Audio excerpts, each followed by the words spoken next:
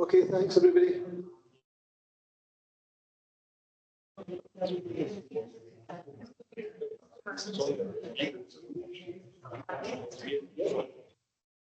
Okay, where we left off was we had a mover and a seconder for the third amendment put forward by Councillor Holden. That amendment is now open to debate. Councillor Harrison. Yeah, thanks, Convener. Yeah, listen, we'll support the amendment. It was this administration that brought this in a couple of years ago, from memory. The one sort of slight caveat on it is, from memory, without going back to papers, I think when we brought it in, we had asked that the organisations who were benefiting from this, that they would come back to us and explain that what they have generated. So we'd asked them about kind of community engagement, community involvement. So no, we will support this, but we'd quite like to see coming back from those organisations what it is they're doing in the local communities to help the local communities.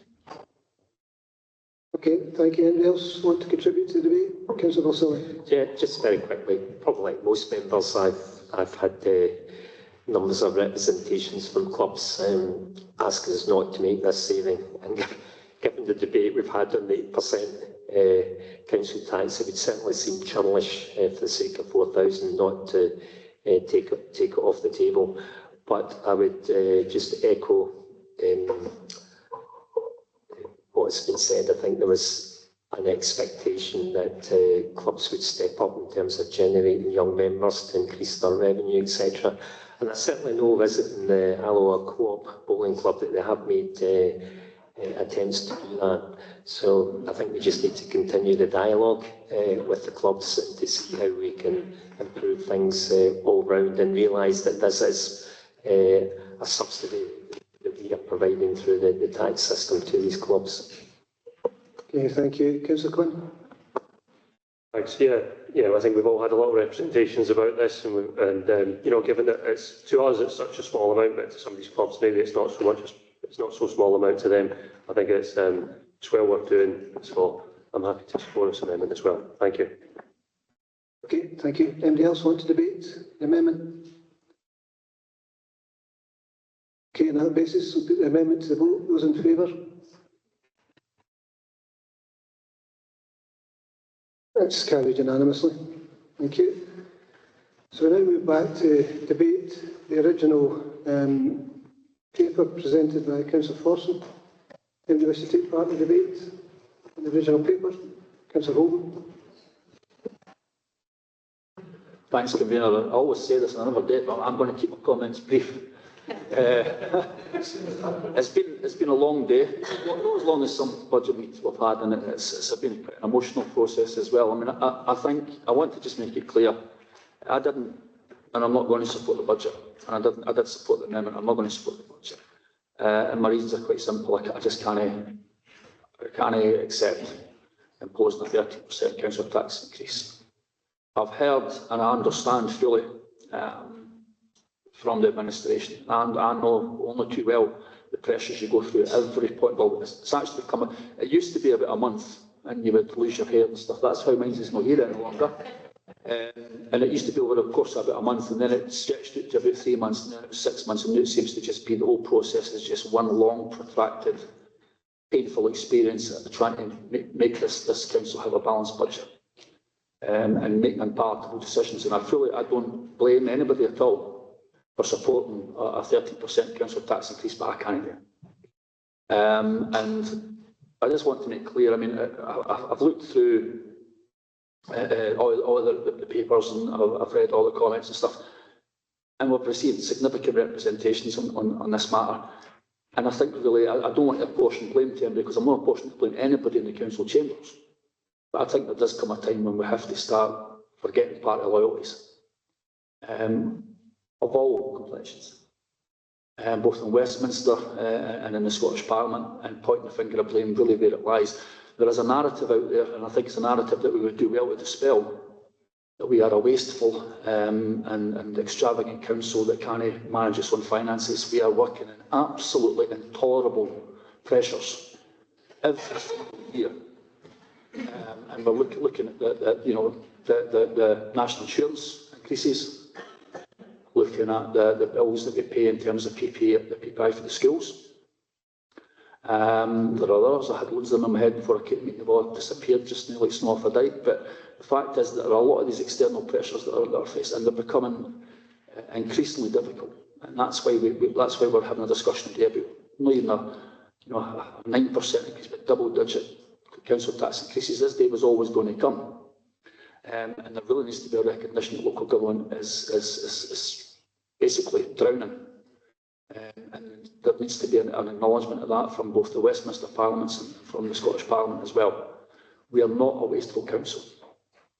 We are not, as councillors, on salaries which are in any way excessive for the amount of time and the worry and energy that you have to put into this job. And I think that should be recognised, and there are no brown envelopes being passed over to councillors, all the stuff that you read every day which is insulting, not only to our intelligence but to us as councillors that come and do this as a sense of public duty. It's becoming increasingly difficult, so I've just stopped reading them and I've stopped listening to these things. But there is one message which has come to me over the last few days. I've got to say, once it became apparent that we were talking in the region of 13%.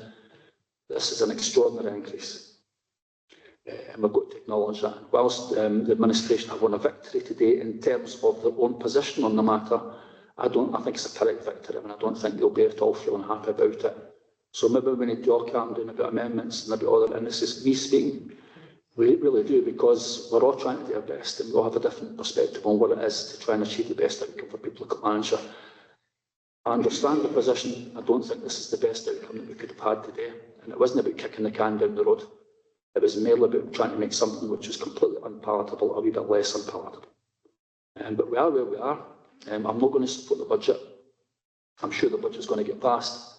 And we're all going to have to work extremely hard over the next few days, weeks and months to try and convey to people that a lot of this is completely out of our control. It's completely out of our control. We are not extravagant. I mean, I've got to laugh when I hear people saying that, and looking at the pressures that we're facing, the service cuts that we're making out all the time, the demand pressures that we have, and then obviously the funding that we receive from central government, and the funding we're able to attract, through council tax as well.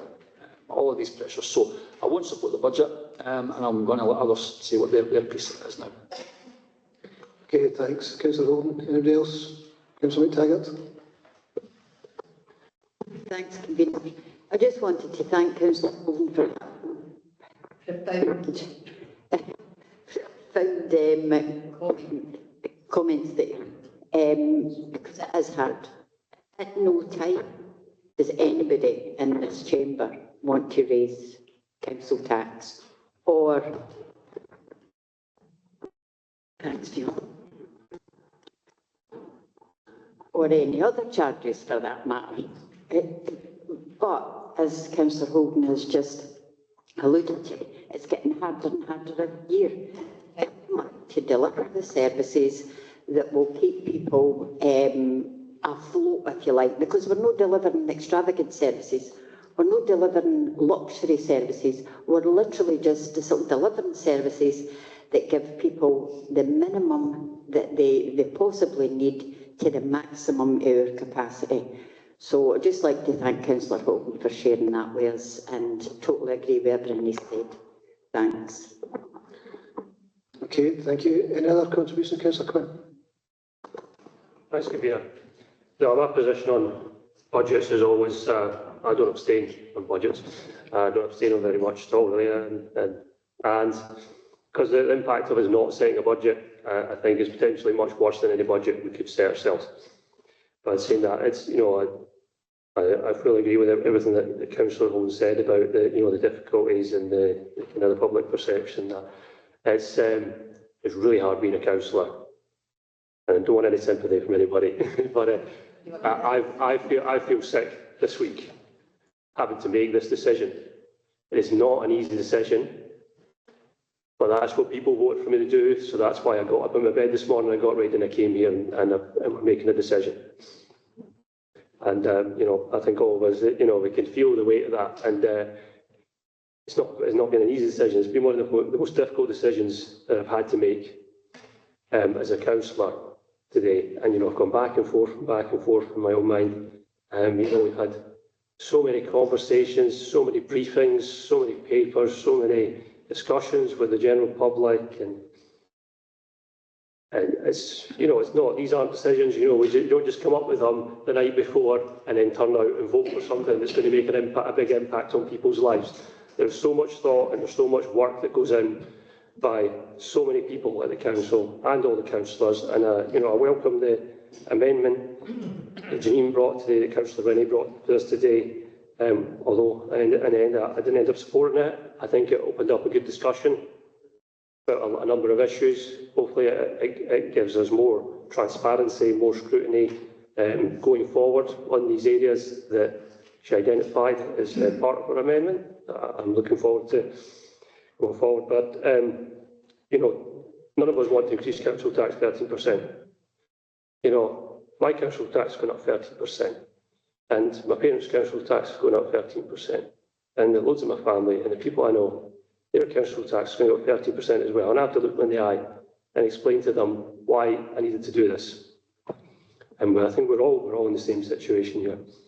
We have to explain why we need to do this, and it's not an easy situation, and there's so much stuff in the council that is completely out with our control. There's decisions at the UK government, we've heard about the national insurance, decisions at the Scottish government with council tax freezes year after year after year that's had an impact on us, and there's a lot of stuff that happens to us that we have no say over, and then we're left to make the best of the situation we have. And that's why, you know, I will be supporting this budget. I think we've made the best of what we have. I put in an amendment. I was very pleased that it was supported by everybody, because I think that was one area with the libraries and the caps that was really important to the public, and also Councillor Holden's amendment as well. Hopefully that will help with the people that are impacted by that. We'll be able to help do something there as well.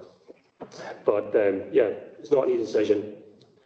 I'm not happy about it, but this is why we're elected, to make decisions, and they're not always the popular decisions, they're not always the easy decisions, but I will be making it, and I'll be supporting the budget.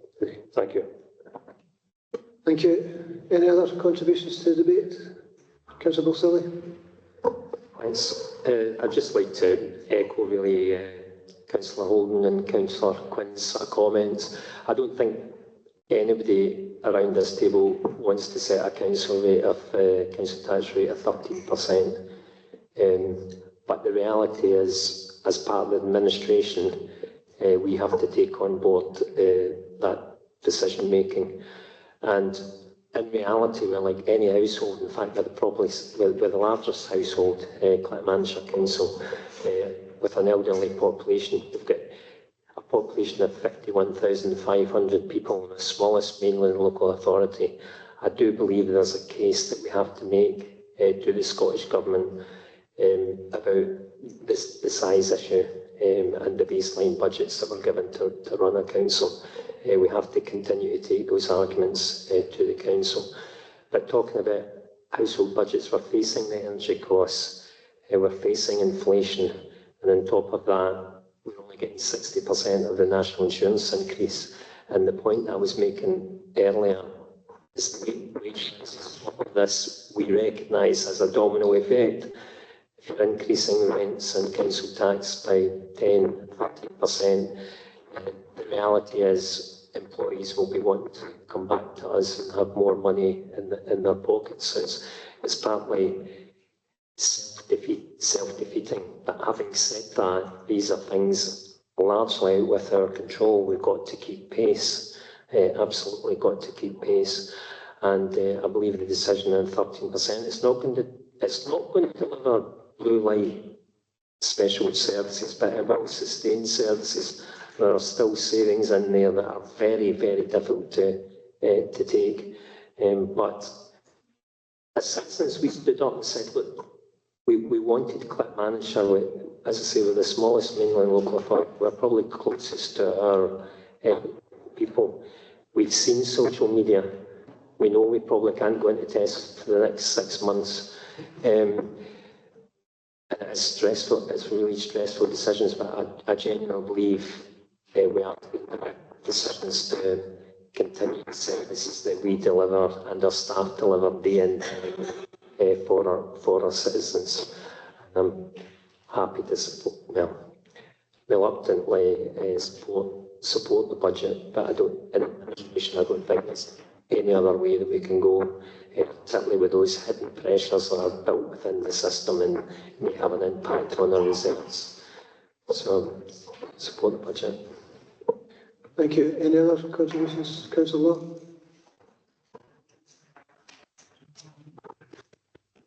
Thanks. It was just obviously what Councillor Holden said. I completely echo a lot of what he said. I just wanted to pick up on one point, and it's regards to the council leader and the work that she's done. We've seen a couple of those letters, the UK government, the Scottish government, but I think that's just a fraction of what the council leader has done in regards to making the point of what the kind of financial situation that we're in. And I think a lot of she's actually one of the strongest people I know, and in regards to the work that she's done. And I know I shouldn't, but I am. We don't see what she kind of faces, in trying to get us the funding that we need. So I just wanted to, say thank you to Ellen. And I know that, like as we were saying, social media, I think she gets picked out the most, but again, people do not see the work that she does, and I just want to thank her for that. And it isn't something we don't want to do 13%, but we couldn't see any other way for us to be kind of financially sustainable going forward, and it is going to be harder going forward. But I think what we've said today is putting us on a kind of better position than what could have been proposed. Thank you, Councillor Rennie.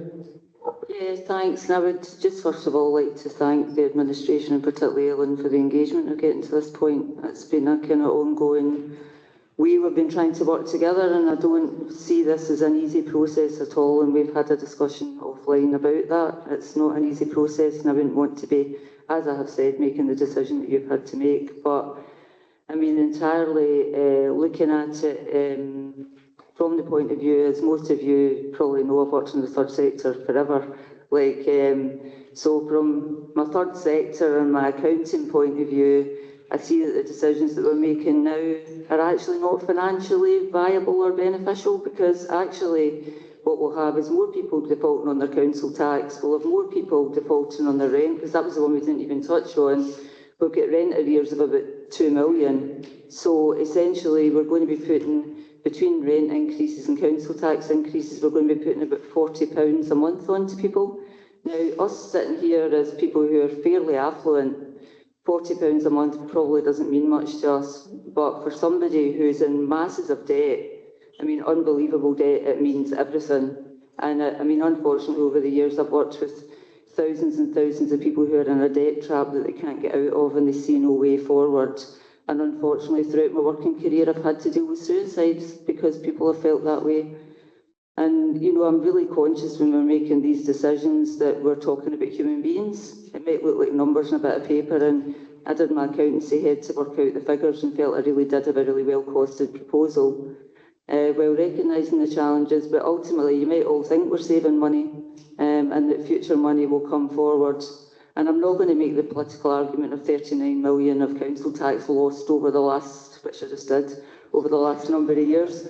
But essentially, the ultimate thing is, and I fully appreciate what Nikki and Lindsay are trying to do as well in terms of transform the council, which is hugely important moving forward. But I felt it was a small amount of money to actually save costs down the line, because one of the things we did in third sector was do cost-benefit analysis. By the money that people put into grants, we saved masses of amounts of money for the future stress on people and the impact on them. And I'm not saying that I'm preaching to the converted, because I'm sure you're all well aware of that, but ultimately I had to put forward my amendment, and it had to be Frankenstein monstered in to get it to be competent, which is what Councillor Harrison picked up on, that I had to add all these bits to make it a competent amendment. Because I wanted to get it through, and I wanted to be able to say to the people of Clackmannanshire, we are listening. And in no way can I support a budget that would put through a 13% council tax, and that is not actually, it's not saying that I understand the position you're in, Ellen, and the rest of the group. I do understand. I know and I know what you get in social media, and I highly agree that you shouldn't be getting that. No bullying should be allowed at any time, ever, for any reason, and that people shouldn't be doing that because it's decisions you've had to make in a difficult environment. I fully get that, but sadly and unfortunately, because I always told you I would never vote against just for the sake of it, I cannot vote for this budget. Okay, thank you. Any other contributions? If not, Councillor Forson, you've got an opportunity to sum up. Thanks. I will take the opportunity to sum up. I welcome the comments that have been made around the chamber. I don't disagree with any of them. I certainly don't want to be imposing a 13% council tax on anybody. I don't want to be imposing an 8% council tax on anybody.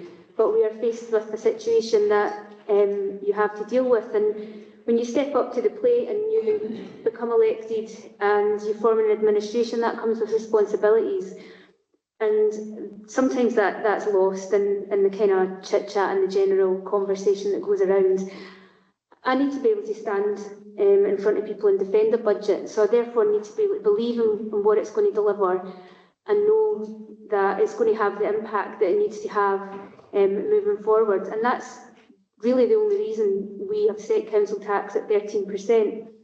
We, as an administration, I suppose, went through every different scenario to be able to try and bring it down lower. You will not believe the pressure that I personally have been put on from other sources to bring it under 10%, but I withheld that because I believed it was the right thing to do. I believe that it will provide at least a static level of service for people moving forward. It will not give us a bigger gap next year than we're probably already going to have. And it will allow us a bit of planning moving forward. I'm not going to say that next year we're not going to be here having the same debate, because it's very likely that we will. Fundamentally, the system is broken. The system of funding local government is not sustainable. I'm making that argument in every single kind of forum that I'm in. I'm not alone in that, but until it starts to bite on those bigger local authorities, no one's going to take any notice, because you know what, we're small fry. The impact that Clackmannanshire and our population has on the bigger decision makers up there is quite minimal. But we do continue to try and kind of punch above our weight, and we are making waves out there with our transformation programmes. I will mention the Family Wellbeing Partnership and the work that Lorraine and her team have been doing there. That's at the cutting edge of Scotland. People are coming here to look at what we're doing, and they're going away, and then they're implementing it, and then they get all the plaudits for it because they're a bigger city local authority and people pay attention to what cities do. They don't necessarily pay attention to what we do here in the provinces.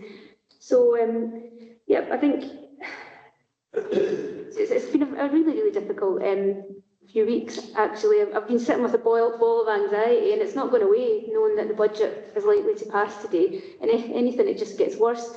But I do know when I go out there, and the people I meet, and who will no doubt question me, the people I meet face to face, because, you know, people will say things on social media that they would never say to your face.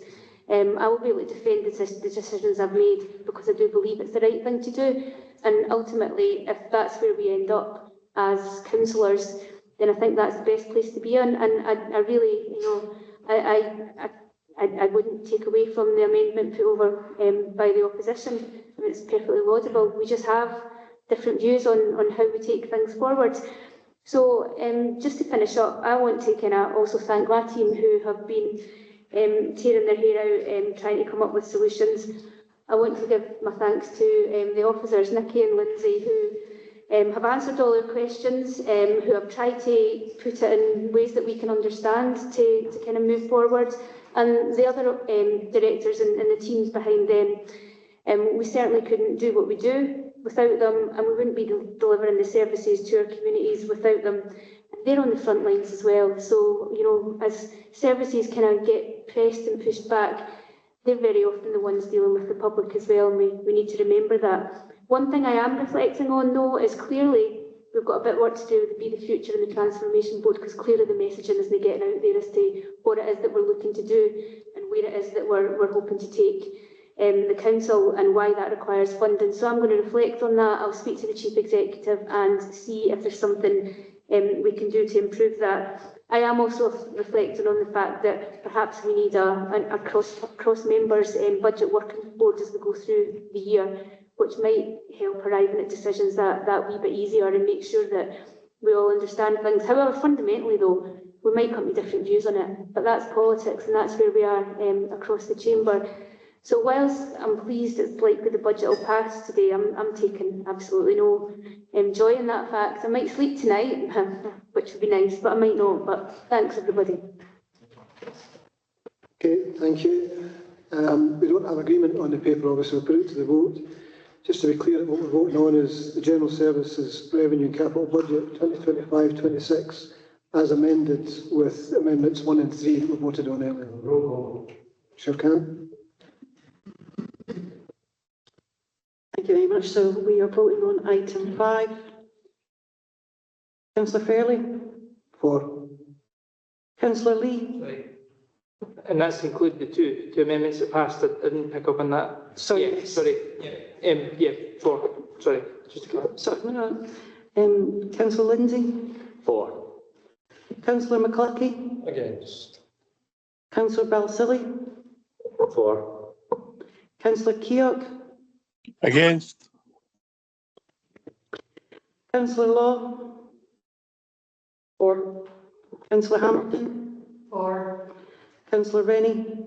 Against. Councillor McTaggart? For. Councillor Earl? Yes. Councillor Forson? For. Councillor Holden? Yes. Councillor Quinn? For. Councillor Harrison? For. Councillor Martin? Against. Councillor Coyne? For.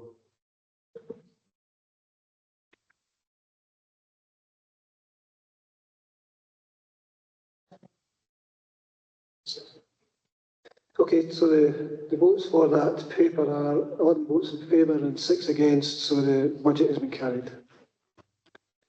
It's the end of it's not the longest meeting we've had, but without doubt it's obviously one of the most difficult ones we'll ever do in the course of the year. Thanks everybody to the contribution. It could have been a lot worse, I think, and given the decision we were taking today, that could have been conducted in a different way. So I want to thank everybody for the way in which that was dealt with today. Just to repeat what's been said already, I think the work that's gone in behind this isn't just a matter of weeks and months, it is an ongoing, constant process, and it's a huge pressure on the people who've got the responsibility of getting it to here today. So I want to thank everyone in for that. And just finally, I think most of you will probably be aware that Lynn Clark's last day in council was yesterday. She retired just as I think she's back in the building today to empty out her own personal belongings and say a few cheerios. So on behalf of everybody, I hope, but certainly on behalf of myself, I just want to wish Lynn all the very best in her retirement. I've worked with Lynn the 2 small stints that I've been here, and she's always been a great help and assistance to me.